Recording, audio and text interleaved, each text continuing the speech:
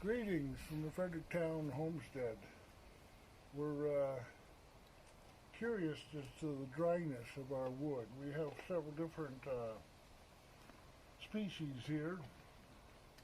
We have red oak, which comes in at 19, so that's got to dry some more before it's really firewood. We have red oak, which surprisingly enough is 14. And we have end grain of red maple, 21. Boy, the red maple comes in wet. What else do we got here? We got popple. Comes in at 15. We got pine. I don't know why that's here. Comes in at 17. That is pine. See the sap layer on it? That's pine. Okay.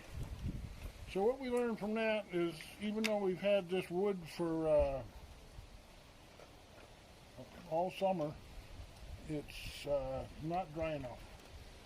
We've got more over here stacked up.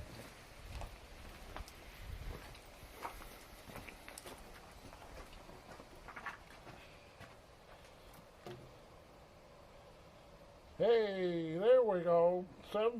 What do we got? What kind of wood is it? I can't tell. Unplaned. I don't know what it is, but it's dry. Oh, I like it. 6%.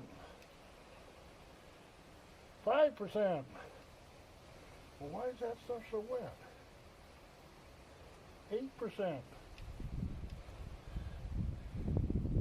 Remember that anything below 9% is considered dry as far as firewood, or that's less than 8.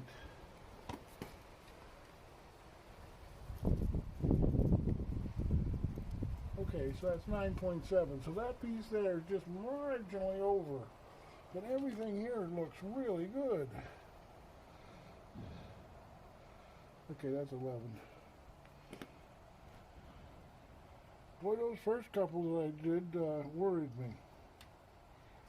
But this is the wood we got for this winter, so if we put it in the stove, we can dry it now.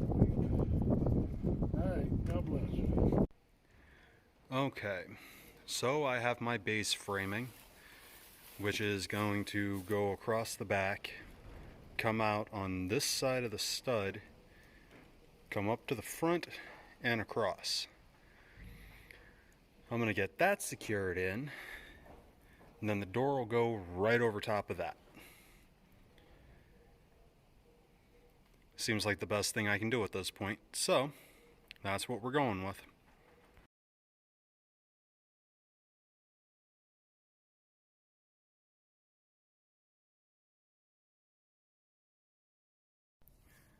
Okay, now that's just sticky from the price tag. The hook is in, undersized the hole just a little bit. Wanted to make sure that the threading would actually take bite. And the next size up for the drill bit would have pretty much made it to where, while it sat in there, it wasn't threaded. But that's in. Mr. Brown is going to show me how to splice rope for the rope that's going to hold the door open. So as far as this project goes, this is done for now. And I have hardware cloth, so I can start getting that cut, so I can hopefully get that up today. I'm going to have to get some up here and get it measured out and do some cleanup up here. Get this out of my way, so I can start laying the hardware cloth and start getting it secured. Okay.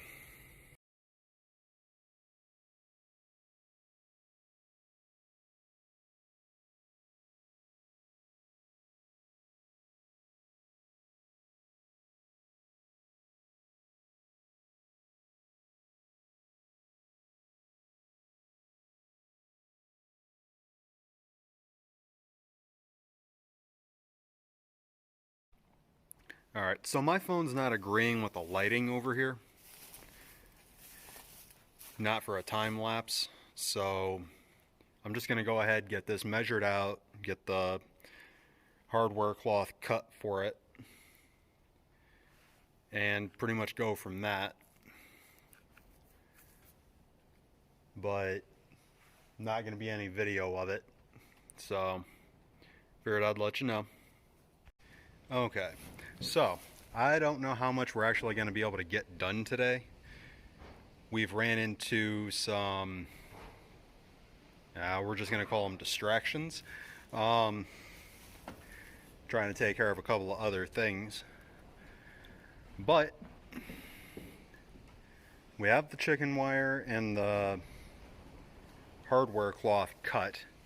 So we're going to go ahead, we're going to start getting some of it laid out and put in. Okay, so this is what we're looking at. Now, this is two separate pieces, so it will have to be wired in together, but left a good chunk of overlap there in case any animals decide they're going to stand on it. I don't want any kind of weak points being presented, so playing better safe than sorry. But this is what we're looking at, and this is the first one.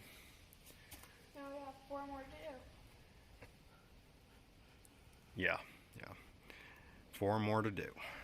And then the upper part should be pretty well handled at the moment.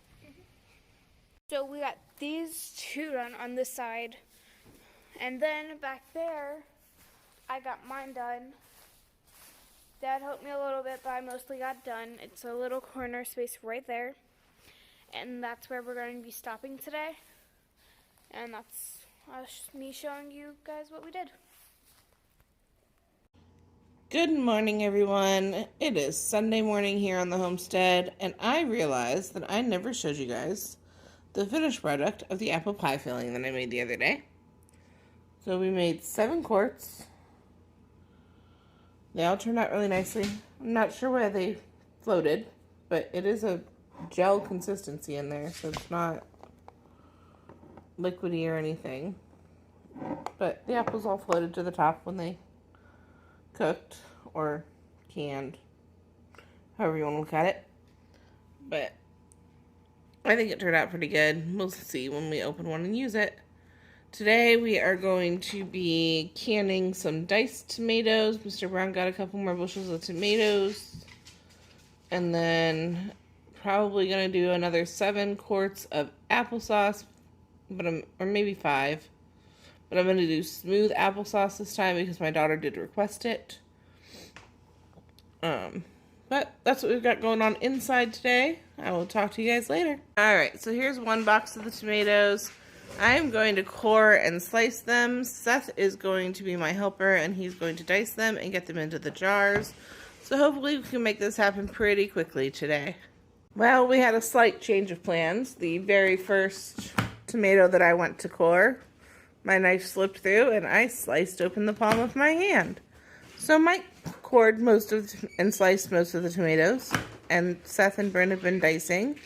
We almost have our 7-quart jars filled up, and then we will get them in the canner. I don't know if we're going to get to apples today because the cut is pretty decent and it's in a really bad spot. I got literally right in the meat of my hand. So we're going to see how it feels in a little bit. But for right now, we're just going to finish up these tomatoes and get them in the canner. Well, since I busted myself with the knife, Mr. Brown came in and peeled and cored a bunch of apples for me. So we have apple slices getting ready to go into the harvest right.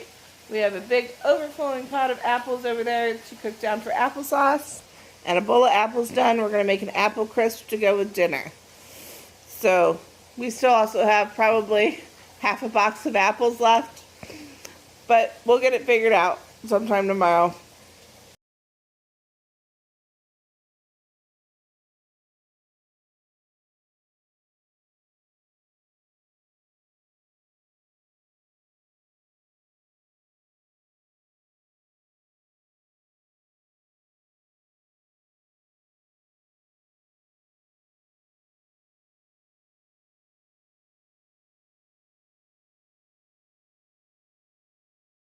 Alright, so these are our hamburger buns for dinner tonight.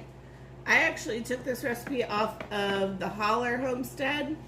It's one that Meg did way back when they lived in California. She does do 2 cups of white flour and 2.5 cups of whole wheat flour when she makes her recipe. I don't have any whole wheat flour right now, so ours is 4 cups of white flour. Makes about 12 hamburger buns. These will rise for another 30 minutes and then get popped into a 400-degree oven for about 10 to 15 minutes. And they will be all set to go. Alright, it has been a very busy day in the kitchen today. We've got homemade hamburger buns to go with dinner, along with macaroni and cheese, corn, an apple crisp, and a big old pot of pulled pork.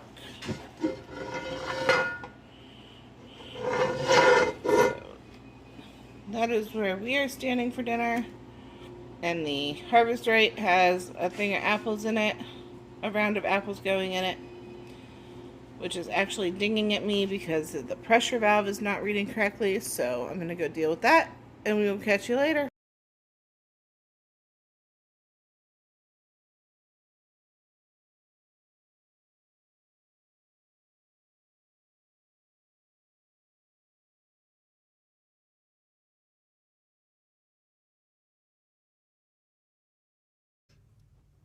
Alright everyone, just closing out the video for the day. Kitchen stayed very busy yesterday. Mr. Brown was super helpful and came in and got a ton of apples peeled and cored for me. Mike and Brynn and Seth all helped out with the tomatoes to get them all diced up after I sliced open my hand. It's right on that, what people call the Mound of Venus on your hand. So it's a lot of muscle and fatty tissue. So it's just a very sensitive spot to cut. It makes it very hard to try and grip anything in my left hand. But we'll make it work. I am on a little bit of field tripping today. We have to go get more chicken feed. And I like Myers, so I am going to drive the 45 minutes it takes to get there to get their feed. I think that at 16 pounds a bag for non-GMO feed, it is worth it, compared to driving 25 minutes to go to a Tractor Supply and get their non-GMO feed for a heftier price and probably not as good of a quality. So Seth is going to come with me on my field trip today. Hi. But we will catch you guys on the next video. You have a good one.